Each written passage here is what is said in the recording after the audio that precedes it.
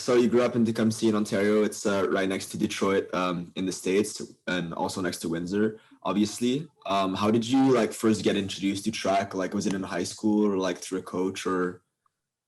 Um, in grade school, I always see like I think it was like grade 1, I would see like they call it the Harrier team. They're always practicing and doing loops around school after school. So I always saw them doing that. And I was just always fascinated by like sprinting against my brother in the backyard or sprinting against my dog in the backyard. So I just always had a love for just trying to run fast. And like my parents always grew up running, so I was always biking next to them and enjoying that aspect. But it wasn't until about grade 6, the summer of grade 6, I did a University of Windsor track and field camp. And like a bunch of the camp counselors were like Jamie Jetty Nelson, he was a gold medalist in the Commonwealth Games and the decathlon.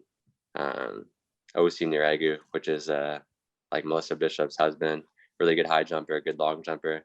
So there was actually like Hannah Garten, she was like a 4 low in the 1500, like a lot of good athletes, and like they made the camp really fun. They showed me like what hard work and just having fun with the sport could do for you.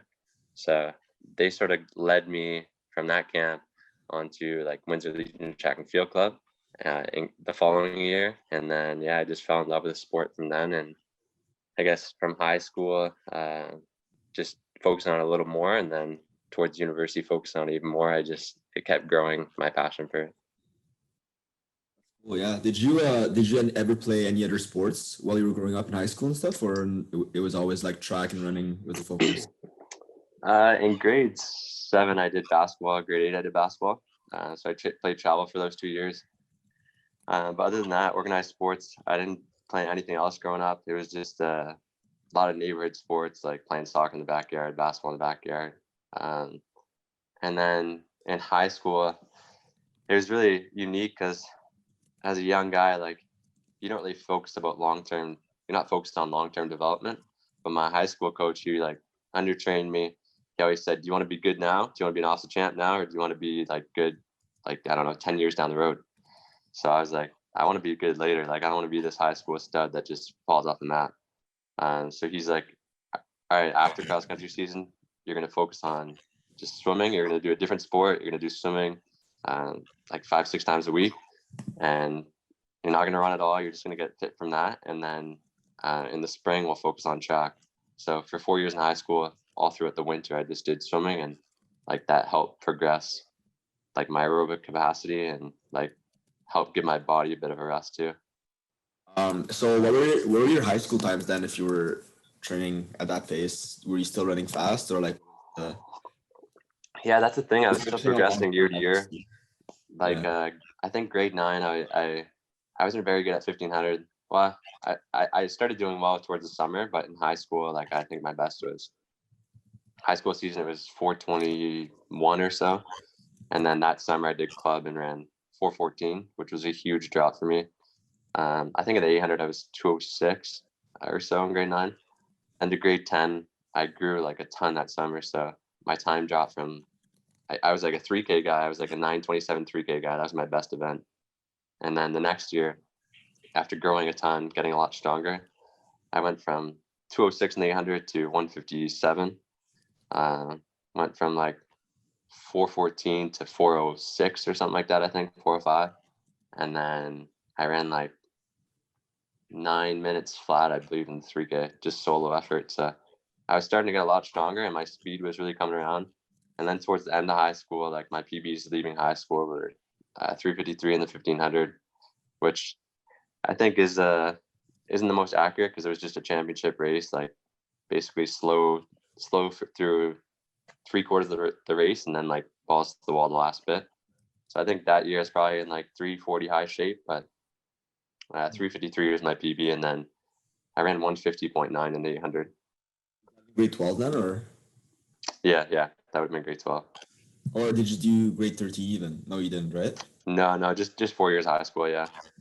Okay, and then you did grade 12. Okay, cool. Mm-hmm. Awesome. And then what made you decide to go to Windsor? You just wanted to stay local and like stay in your area? I guess Windsor is like probably super close to your house.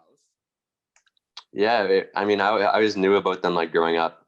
We had Coach Go like television, and they always showed like the national championships. If they were in Windsor, they always showed them on TV. So my brother and I grew up like watching the national championships, their indoor championships on TV, and like a lot of people we knew just from like doing the track camp. So it was just fun to watch them do well, and we saw how good the team was. And then grade 11, uh, Dennis Farrell, who was the head coach at the time, he like invited me, myself, and like my brother and a couple of our high school team just to come out practice with the guys like once a week, once every 2 weeks, and just like get a feel for the team, get to know the guys.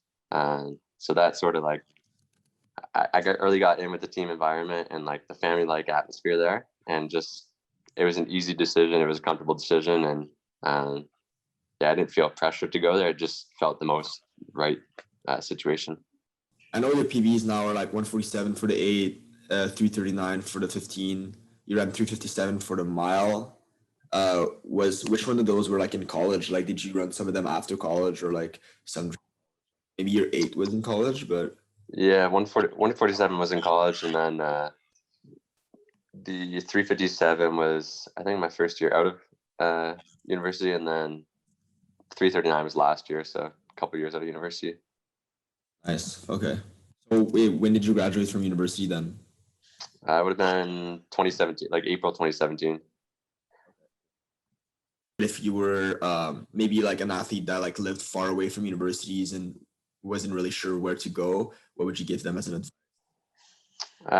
Like keep all your options open. Like my high school coach, for example, made me sign up for like the NCAA clearinghouse, and then like I literally went to every D1 university, the recruiting questionnaire. I filled it out. It took me like a long time. Like I was spending week after week after week just doing a few at a time, and like just reached out to as many coaches as I could, explain like who I was, what my times were, all that. So I just got in contact with as many coaches and universities as I could, and then it sort of just from talking to them and seeing their philosophies, seeing how their team was set up, it made it easier to narrow down the decision.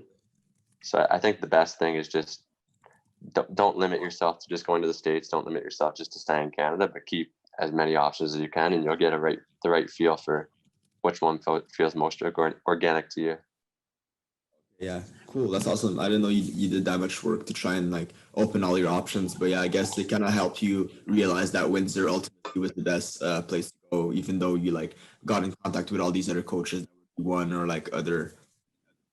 Yeah, cool. Maybe one last question. Like when you were at Windsor, like what was your kind of like schedule like? Were you like working at the same time? Did you have like other things going on, or you were just like mostly focusing on like track and school? And also, what did you study at university?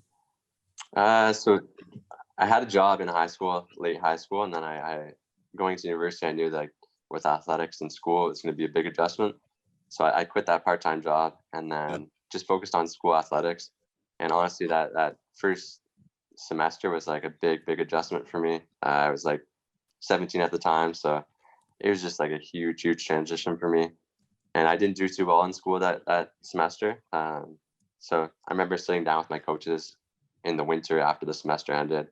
And one of my coaches was like, Corey, like you got to realize like your future depends on your education. Like you got to get your shit together if you want to, especially even if you want to continue to run, like you got to keep your marks at a certain level. So they like I did study hall a couple times a week, and then just reached out for extra help. So like that got me just sitting down with my coaches and like hearing like the potential to run might not be an option if I don't get my marks up. That was like a huge wake up call. And then it was just about me like not being stubborn and actually getting the extra help I needed. Like I had to admit that like, all right, I'm not doing so well in school. Like maybe you need to focus a little more on it. Maybe you need to prioritize towards getting certain assignments and things done. And then going into big meets, our coaches always made sure like if you have a project due, you have a paper due, you get it done before the meet, just so you're not thinking about it or stress going into that meet. You just get it done, get it out of the way, like finished up. But yeah, I think that was the biggest transition, just that first year. And then after that, like I had a bunch of study habits that worked for me, and I wasn't procrastinating quite as much. So it was a lot easier at that point. I think third year I got a part-time job, and then I was able to balance all three of those things together. Yeah, that's awesome. Yeah, that's usually what happens. Like the first year is definitely a big adjustment, and then once you get into the groove of things, you can start adding little more responsibilities later on and have a job and stuff. But yeah, that's awesome.